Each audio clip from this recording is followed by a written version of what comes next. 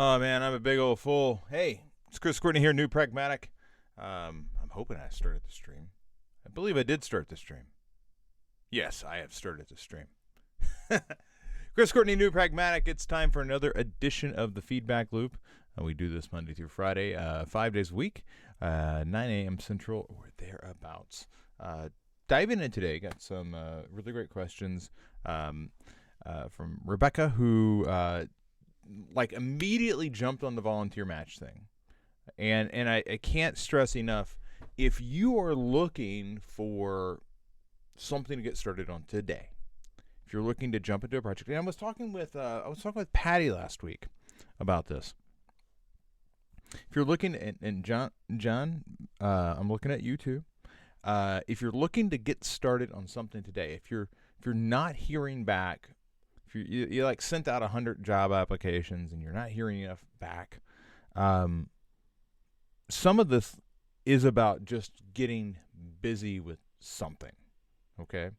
Rather than like spinning around and wondering, gosh, what is it that I can do? Work with somebody who can put something in, who can provide the base material for you to put something real into your portfolio.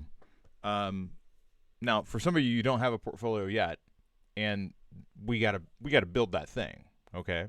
So it's not enough just to get a project. You have to build the portfolio. You and me work on that.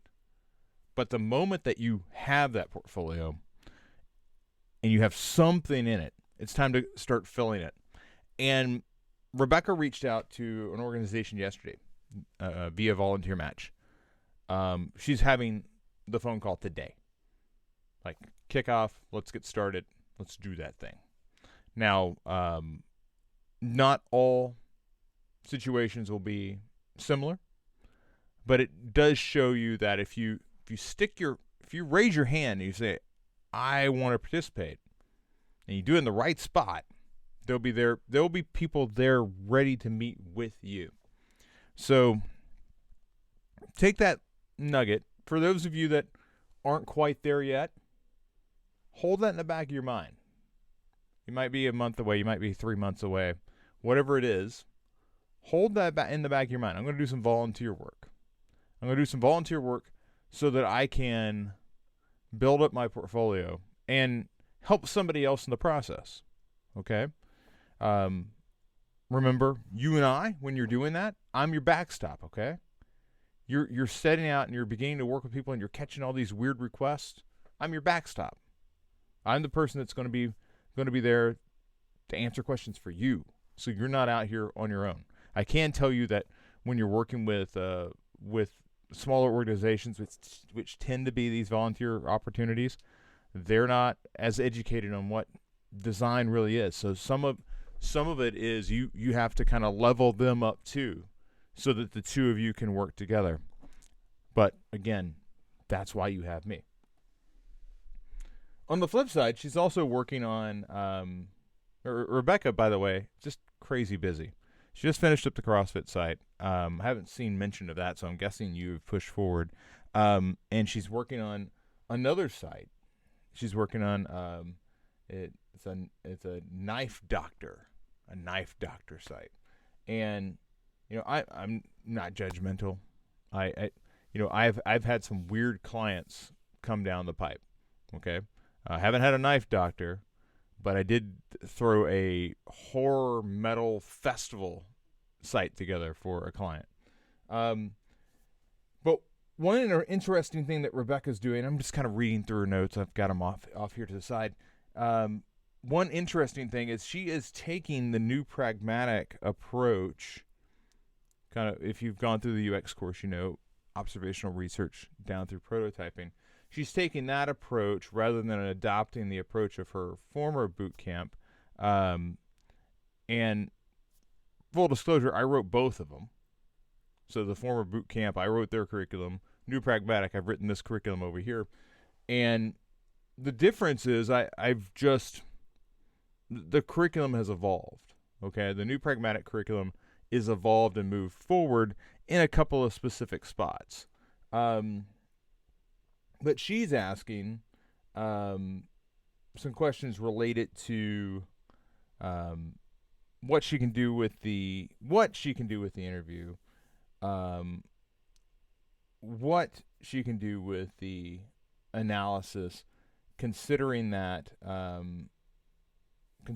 she's um, trying to build out a portfolio. She's trying to get some real world UX projects into this portfolio, and this is a great question, because that I want to start with that stakeholder interview question, because you're asking, can I include this material in my portfolio?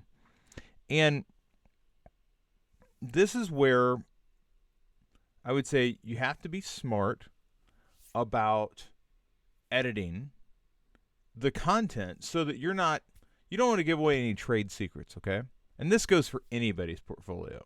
If you're sitting there working on a project and you've got a client and they haven't had you sign an NDA, which means, there's no restrictions on what you can and can't talk about, I would still it's your job to shelter the client from harm, okay? If there's things that you can surmise and like write a paragraph about how the interview, things that you learned, that's great. If you want to link to the document that has your interview questions, that's okay. But be careful what you show, because you do not want to show something that could tip the hand of how a business operates to the point that a competitor could come in and leverage that. So just be careful. I don't think you're going to have that issue with the Knife Doctor here. There's a lot of businesses that are very small that kind of do little niche things, and there isn't a lot of competition in that space. But this is where judgment comes into play. Yes, you probably can talk about it and it would be fine.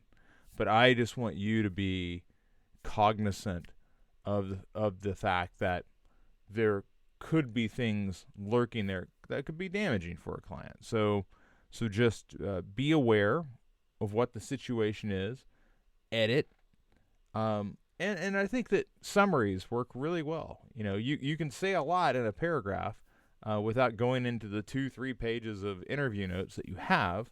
You can say a lot in your case study about it in just a simple summary. So that's my 2 cents on that.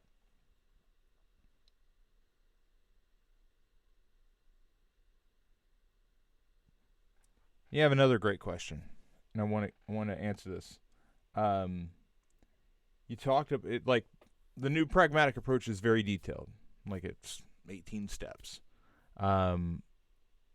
Would showing a very detailed process in your portfolio scare off other small businesses? And I think what it really comes down to is when you're talking with a small business, you want them to understand that the point of doing this is to avoid issues further down the line. You're doing this so that you can design with confidence, and they can have confidence in that you know what you're doing. And not only just that you know what you're doing, you know that the solution that you are prescribing for their business is the right one because you've done the work ahead of time to make sure. It's the measure twice and cut once principle of carpentry. You got a board, and you don't just start chopping at it. You measure and you measure again just to make sure you're making the right cut. The other thing that comes in the question is, it isn't the number of steps that matters to a lot of small businesses. It's the amount of time. How much time is this going to take?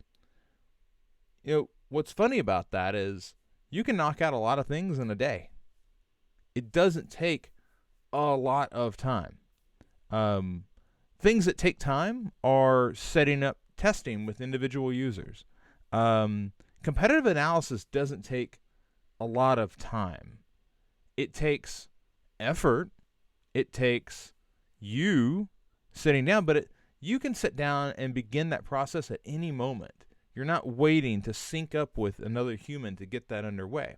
So I guess my point here is you have to communicate that to the client. And so much of this, Rebecca, is communication. You have to communicate to the client that, you know what, a week invested now saves us a month later. 2 weeks invested now saves us 2 months later. However you want to bake that in, research is not optional, okay? And it's to their benefit. It's not like you're doing this research just to rack up the billables. You're doing this research to lower the total billable amount, because this research up front saves you time later. And that's exactly how I would pitch it to them. Do you want to spend a week now or a month later? Because we could do it the other way. I could just start building, and then we ultimately find ourselves in situations where, oh, we've got to rework this because we didn't foresee this problem that we could have asked about before we started this process. And then there's the other question. Do you want to be the big educator on this?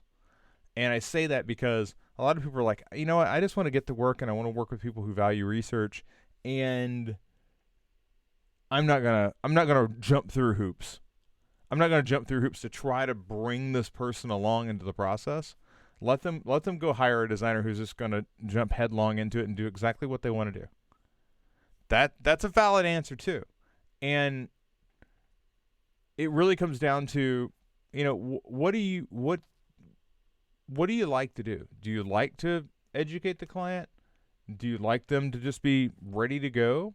Of course, most of us would prefer our clients to just be ready to go. They understand it. They get it. They've worked with designers before. But as Mike Monteiro says in his book, Design as a Job, most people haven't worked with a designer before. It's not like you have a grocery store that you commonly go to and people know you there, or you have I think most people have a barber. Oddly enough, I do not. But I got a hair joke in there. So, see? My daughter somewhere is cringing because Dad makes all the hair jokes. But most people have a barber. I had a barber. Oddly enough, that barber shop is now a dentist shop, and that's now my dentist. It's just really weird. But it's not the same person, and that's important. I get the clippers out and go in there, work on your teeth. But the point is, most people have a barber. They don't have a designer. So when they hire you, you are probably their first designer. Okay? And much of this is putting them at ease, listening to their concerns. And we talk about this. We talk about this all the time. What are the soft skills? Because I know how to pair fonts. I know how to put a color palette together. I know how to design components. I know how to code up a marketing site. Do I know how to talk to the customer? Do I know how to listen for their concerns? Do I know how to address those things? Can I lead with soft power? Or do I have to have a contract behind me that I whip out all the time? And I really think that there's very few things in the world that you can't learn. I really do think that developing a knack for talking to people is a learned skill. I don't think anybody comes out of the womb just ready to go. I think you learn that over time, and sometimes it's early influences. Maybe your parents are just really chill. Maybe you have a teacher that comes along the way that just knows how to communicate, and you pick that up. But I do think that this is something that you pick up primarily with practice. Okay? So, Rebecca, I hope that helps.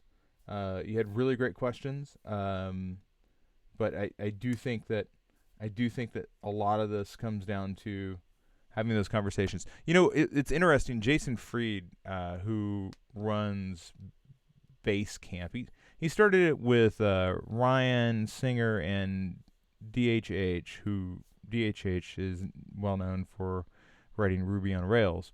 Um, the uh, the the programming framework.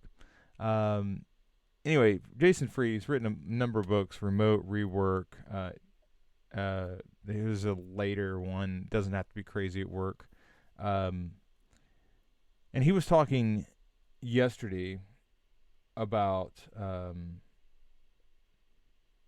having communicating with the client and launching products. And they just had a project, or they just launched a new product. And instead of setting up like a crazy sales funnel, Jason, who like is CEO of Basecamp, he took every sales call for like 4 months. And he had this hour-long spiel.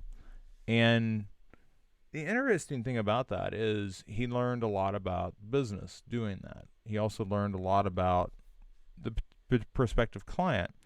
He learned how to talk to that prospective client because they'd never had a product that really met this particular client need. So these clients had different concerns than what their original product was. So I thought that was really interesting, that the CEO of a company that, has taken investment from like Jeff Bezos of Amazon, and by the way, that's their only investor, that he would back up the truck and go, you know what, I'm gonna take all the sales calls, and it shows the importance of cultivating your soft skills. So I'm gonna move on. I think we've kind of beaten that one into the ground. Oh no! I just saw Rebecca checking in on the daily stand up. Different kids home sick all week. I get it. Mine was sick yesterday. I had to take her to the doctor. Spent 3 days. Spent 3 days. It felt like 3 days. But Rebecca, I totally understand. As long as it ain't the coronavirus, I think you'll be fine. Well, I hope they'll be fine. I shouldn't say they will. Lots of other things can kill us other than some new virus in China. All right, so I'm going to go ahead and share my screen because we're going to jump into Tejel's project here. She's working on a new case study. This is Idea Board, and of course, hey, I'm reading through her notes. It took longer than I wanted to. If there's any constant in life, it's that however long you want it to take, it's going to take longer. That's just like constant. And I think if you hold yourself to that mark and you say, okay, it's always going to take longer. When it comes in early, it's like, wow, it's a win because it's a legit win. Most of the time it goes long. Take it from somebody who's been writing curriculum since last May, okay? Every day is like chip away at the movement. But, it's for you folks, and I love you folks. Let's go ahead and jump in because a lot of your questions here are that's me. I just need to go back here to VS Code. There it is. A lot of your questions are very like visually related, so let's go ahead and take a peek at that. So I've checked. Well, I'm going to check status again. Okay, so I'm going to pull because I have not. This is the first. This live show. I have not seen her work or her latest work. I haven't seen her latest work. Might be all busted. Might be perfect. I don't know. So let's go ahead and let's just go live with it because I am curious how this is being built. Okay, so Bergen's in, and so Bergen's still living at the index. So we're going to need to migrate that over at some point. Um, animations are smooth. Everything's so smooth. Yeah, lazy load is working. This is really nice. Okay, so let's go to idea boards because we haven't idea board.html. Okay.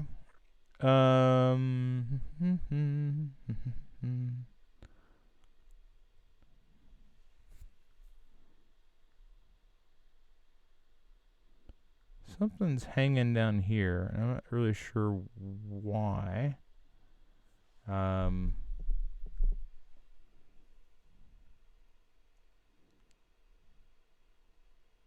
Okay. Ooh, this is kind of nice. You were asking specifically.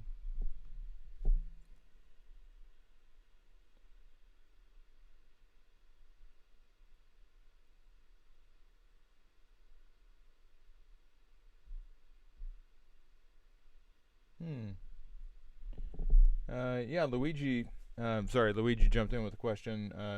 Yeah, we covered the case study in yesterday's feedback loop, but I will make sure I'll direct you directly to that feedback, Luigi. But we definitely covered it on yesterday's show, so I'll just drop a link after this and make sure you get pointed directly to it. Okay. All right. So back to Tegel's case study here. Not case study, user persona. And I want to make sure that I'm seeing this right. Blue sections look overwhelming. I was thinking about using light gray for variety. User persona, does it work in a mobile view? Background. Okay, let's just take a peek. Oh, weird. I've got like a double cursor there. I am curious how this operates in mobile. And okay, so it goes to that. It goes wide. And sorry, my machine's just a little off center today. I'll move it over so I'm a little back in the frame. Yeah, this okay, so it goes gray. And then there's like this break. I don't necessarily know if you need that much of a break. It's also like it's centered, but it's not.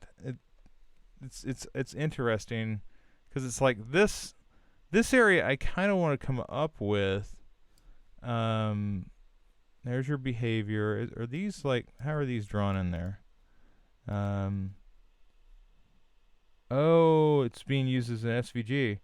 That's interesting.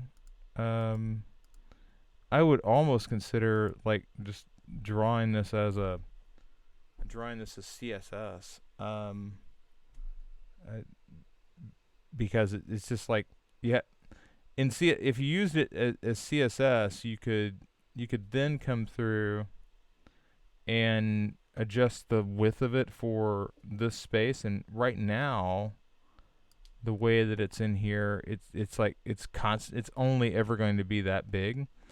So the value of it changes because this is now 100.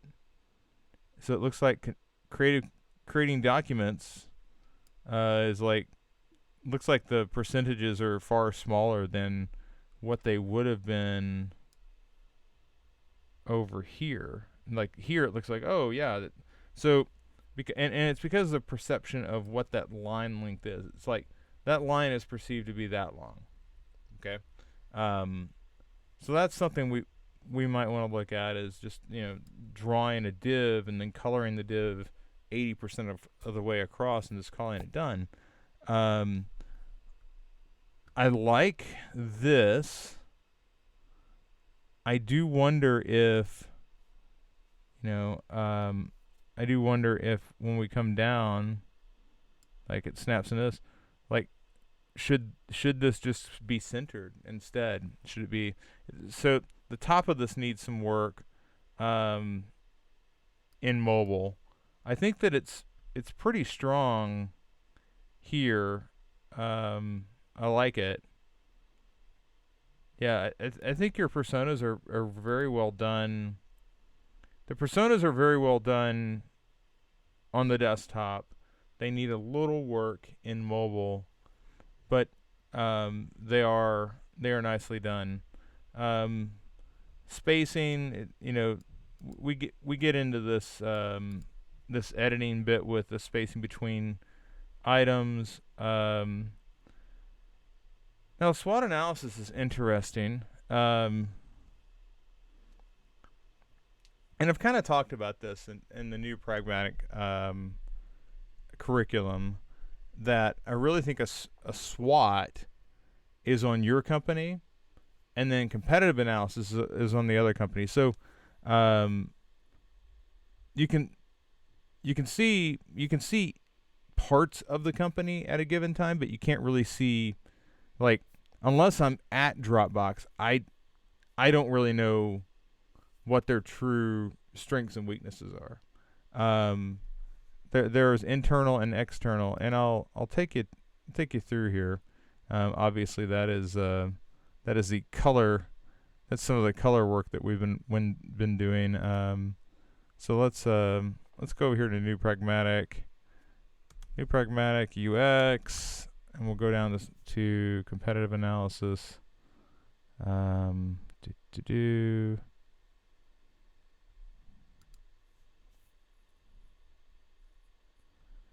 Yeah, so these bits are really what I think you can tell about your company. This is what you can see from the outside.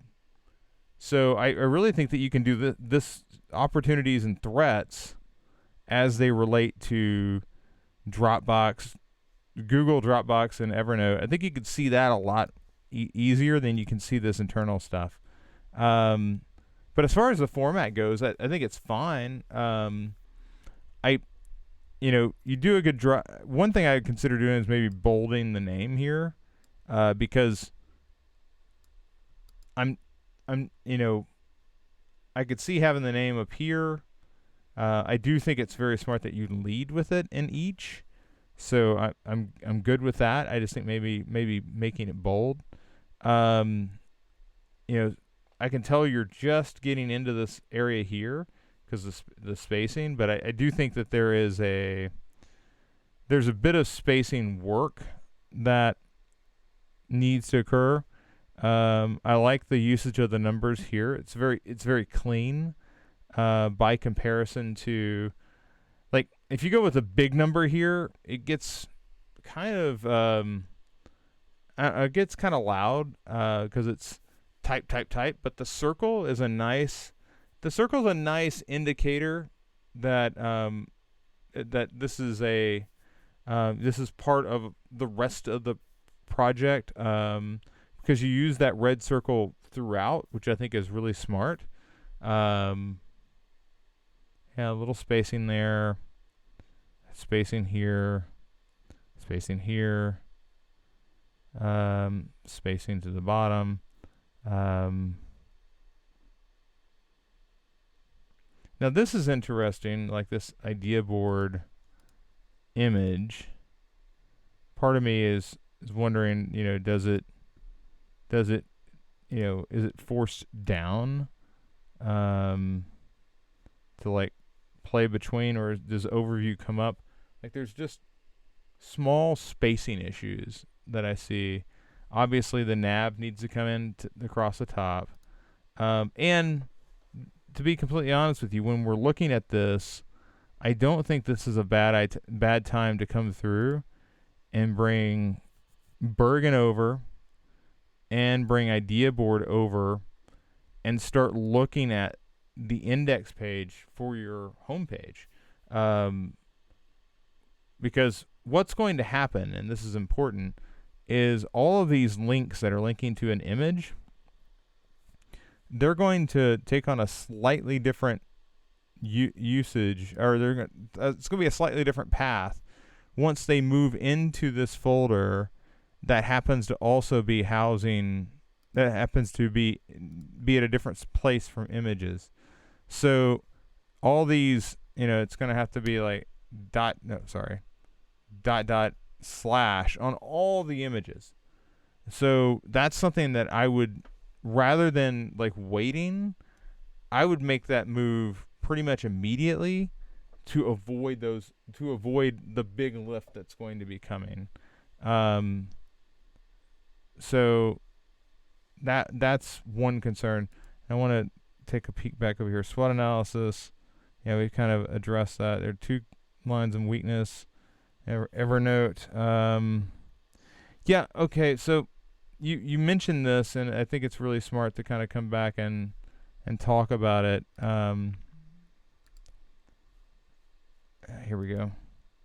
So this this bit here where you say, you know, Evernote's long, but these are short.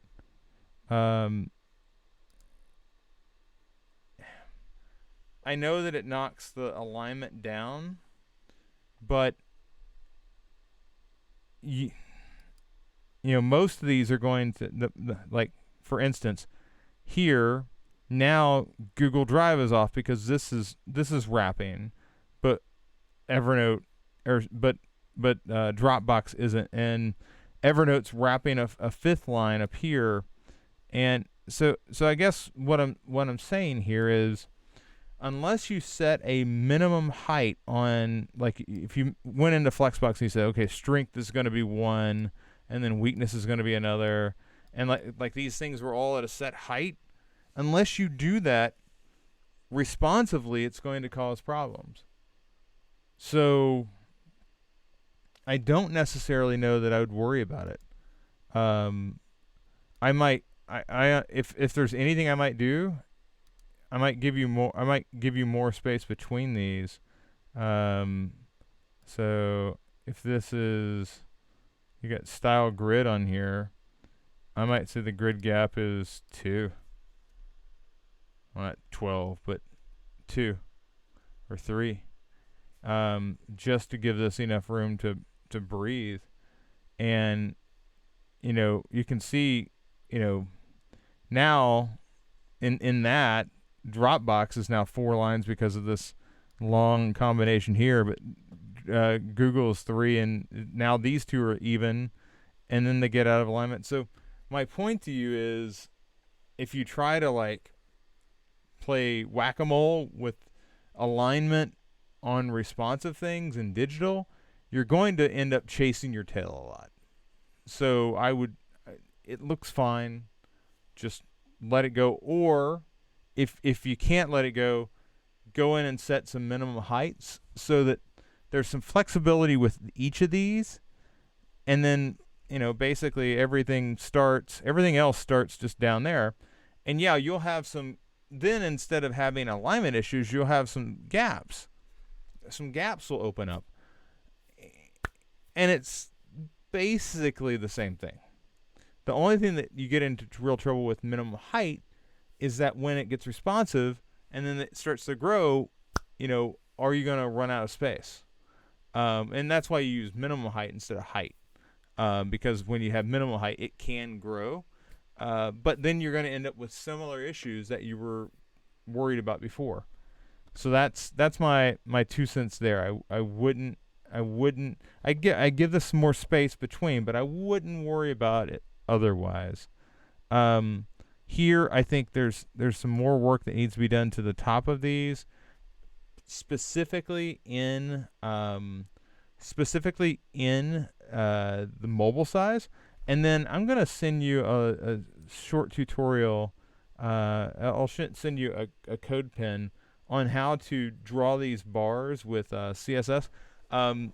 Interesting usage here, and we're coming up on election season. When I worked at the Chicago Tribune, we had these election charts, and the election charts had to update for all the websites. So I had to update the Los Angeles Times, Los Angeles Times, Chicago Tribune, Hartford Courant, Baltimore Sun, Orlando Sentinel, South Florida Sun Sentinel. We were building widgets for all that would go across the homepage, and they had to update every minute. So the script would run and then inject these new widgets into the homepage. And what was happening is it was pulling lifetime data of how the politicians were doing, and then printing that to the screen. But rather than going through and like trying to like hand draw SVGs or something, we allowed the percentage, like there was a little bit of math we ran in JavaScript, and it spat out a percentage, and that percentage was injected into CSS, and that determined how wide the line was supposed to be. So and this ran every minute for like 10 different websites. And the reason we did it that way was because if you were a user and you came to the website and we weren't doing it that way, the mechanics of the platform would try to go pull that number for the latest number that it was, and then custom build the module that would appear at the top of the page. And when it did that, it took exponentially longer than if we pre-populated it with stuff that was from 1 minute ago. So a little bit of engineering there to make the website much faster on a heavy traffic night, because election night is, as you probably could guess, just bonkers. That was 2014. So, but yeah, I'll show you how to do that here. You're obviously not using live election data, so it's not going to be as robust. But it will help make sure that these percentages are consistent from one display to the next, which is important, I think. Data, anytime you're trying to explain data, I think it's important. Yeah, so just a little bit of spacing stuff. Otherwise, let yourself go of the alignment issues. I just think you'll end up chasing your tail. And then let's look at getting this ported over to look at getting this ported over to the projects folder rather than just keeping it down here. And I don't think I made any changes to the code here, because we were just talking about hypotheticals and adjustments that are necessary. So I think that I'm just going to check, but I don't think there's anything that changed in here. Yeah, there's nothing to push. So, Tedral, I would just make those adjustments, bolding on the names, adjusting the style on mobile for the personas. I'll send over a widget for kind of explaining how to do the CSS bars, and then look at spacing and get the nav bar in. Move everything over to project. Sounds like a lot, okay? Honestly, there's no, but these are the incremental steps to getting this in a better place, and I really do think that you can see a lot of the Bergen case study replicated in Idea Board, which means this, while it seems like it's taking a while, it's went infinitely faster than it did before. All right. So, folks, ladies and gentlemen, that looks like it for me. I'm working on a couple of videos, editing a couple of videos right now, as you can probably tell right there. There's a new one coming. Thank you for anybody who has been commenting on YouTube. It's very helpful for, if you like any of the YouTube tutorials, it's very helpful for others to see that you're not alone by yourself in going through this. So I thank you for the thumbs up and the comments.